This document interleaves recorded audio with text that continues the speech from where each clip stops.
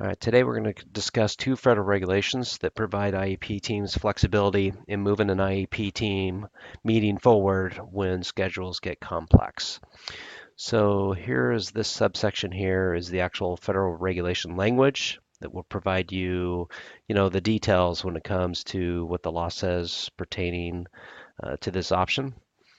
And down here, we're going to get to, I'd encourage you to read that up there, by the way, but down here, we're going to get to the question and answers. May the representative of the public agency be excused from attending an IEP meeting? The short answer is yes. Members can be excused, but down in here, we're going to get into, the information that the detail that what really matters and needs to be considered.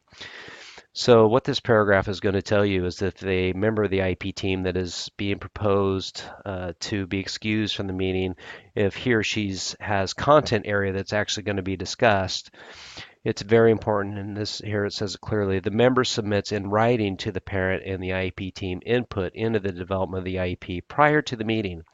So whomever this person is, this member, if it's a math teacher, for example, they must provide the content of what's going to be discussed, the changes, what the proposed changes in the IP would be in advance of the meeting.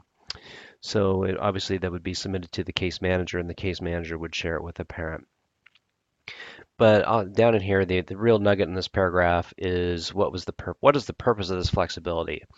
So the US DOE, when they wrote the regulation, they intended to provide parents additional flexibilities when schedules became really tight and complex.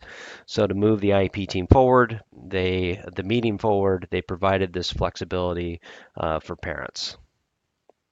That's a really important piece of information to remember.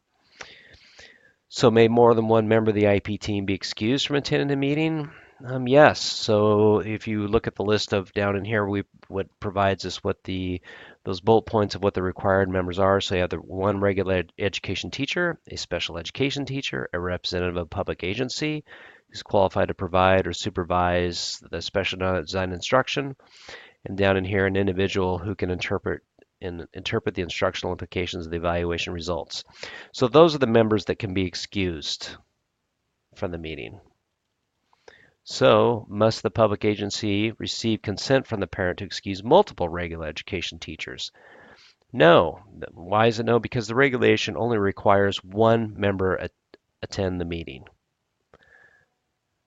If the designated regular teacher is excused from attending the IP meeting, would an alternate regular ed teacher be required to attend? No, it would not, because the parent and the district just agreed in writing to excuse the regular ed teacher.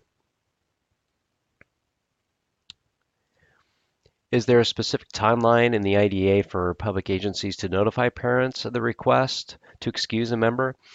The short answer is no, but this is where common sense comes into play. So if you provide your parent a little window of time to consider this request, your likelihood of success reduces. So this is where meaningful relationships with parents, that ongoing communication is really going to pay case managers dividends. So when you have that strong relationship with them and there's a solid trust in that relationship, you're going to do very well with this flexibility option here. So, all right, as I mentioned up front, we got two regulations to discuss. Here's the second one: how to amend an IEP meeting without a meeting altogether.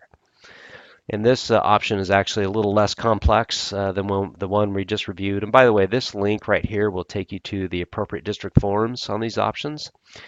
And so here, again, following the same process as above, we have the regulatory language in here that you can refer to. And then we'll get into some questions and answers here. So how must a public agency document the IEP team members have been informed of changes to the IEP?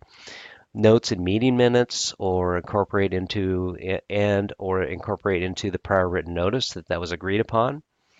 So who must participate in making changes to the IEP when the IEP is amended without convening a meeting? Well, the parent and case manager most likely would do this together. And a good example of this would be if there is a student who is, there's going to be changes in the transportation, and the IEP team needs to convene, would normally convene to discuss changes to the transportation, and then you would make that change within the IEP. This would be a time saver for parents if you were to discuss with parent what these changes would be, what makes sense, note that, and then agree to amend the IEP without a meeting.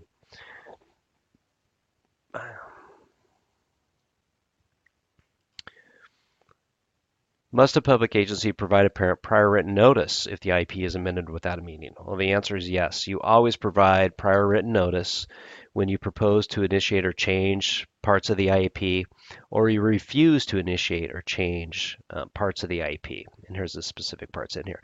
But you always provide prior written notice when you are going to change or going to refuse, or the district is refusing to change. And obviously the person who would be promoting the change in this situation would be parent. So you've heard parent out, you refuse to change the IEP as he or she requested. You would provide prior written notice on that and provide why, the rationale for the action you're taking.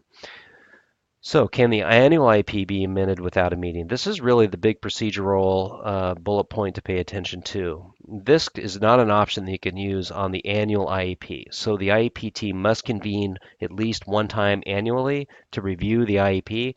This is going to be used when there's amendments to that annual IEP in between your annual IEP review dates. Anyway, I hope this has been helpful, and thank you very much.